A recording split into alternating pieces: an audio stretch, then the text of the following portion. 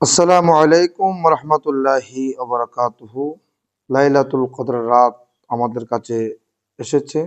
এই রাতে আমাদেরকে আল্লাহর দরবারে দোয়া করতে হবে, কারণ সূর্য অস্ত যাওয়ার পরই আল্লাহ রহমতের নজরে করম দান করেন বন্দাদেরকে। হে আমার বন্দারা, কে আছো পাপী, আমি আল্লাহ তাদেরকে ক্ষমা করব। কে আছো রোগী, আমি আল্লাহ সাফা করব। কে আছো অভাবী, আমার কাছে চাও, আমি আল্লাহ অভাব দূর করে দেব। কে আছো অভাবগ্রস্ত, আমি দূর করে দেব। কে আছো রিজিক চাও, আমি আল্লাহ রিজিক দান করব। এভাবে আল্লাহ বলেন। এজন্য আমরা আজকে রাত্রে কোনো ধরনের অবহেলা করব না। আমরা বেশি বেশি দোয়া ইস্তেগফার আমরা আদায় করব। বিশেষ করে হাদিসে পাকের মধ্যে এসেছে, হযরতে আম্মা জান আয়েশা সিদ্দিকা রাদিয়াল্লাহু তাআলা আনহা থেকে বর্ণনা, তিনি বলেন, আমার নবী কাছে জিজ্ঞেস করা হলো, ইয়া রাসূলুল্লাহ, আমরা যখন লাইলাতুল কদর পাবো, কি দোয়া পড়ব?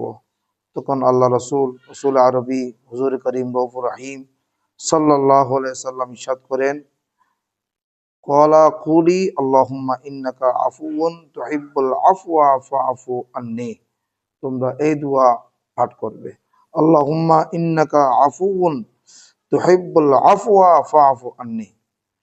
এবং যারা এই দোয়া জানবেন না, তারা বাংলায় আরবিতে যে যা দোয়া জানেন সবগুলা আপনি বলতে পারবেন। নিয়্যতুল মুমিনি খায়রুম মিন আমালিহি, মুমিনদের নিয়ত তার আমল থেকে উত্তম। আল্লাহ পাক আজকে লাইলাতুল কদরের রাতের উসিলায় আল্লাহ আমাদের সবাইকে কবুল করুক। কিন্তু কয়েক শ্রেণীর ব্যক্তির দোয়া আল্লাহ তাআলা কবুল হবে না, যেমন সুদখোর, মদ্যপান, যারা মদ পান করে, বেবিচারী যারা লিপ্ত, যারা মা বাবার অবাধ্য হওয়ার সন্তান, যাদের ঘরে কুকুর, যাদের ঘরে শূকর, এই ধরনের ছবি থাকবে, আপনি এগুলা ফেলে দেন। ঘরের মধ্যে বরকত আসবে, প্রত্যেক ফেরেশতারা ঘরে ঘরে যাবে। কারণ এগুলা সবগুলা হাদিস শরীফ দ্বারা প্রমাণিত। আজকে লাইলাতুল কদর, যেটা হাজার মাসের চেয়ে উত্তম, আমরা আগামী বছর নাও পেতে পারি।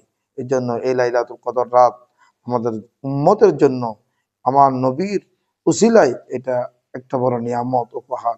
আল্লাহ রাব্বুল আলামিন আমাদের সবাইকে লাইলাতুল কদর রাতের উসিলায় কবুল করুন। আসসালামু আলাইকুম।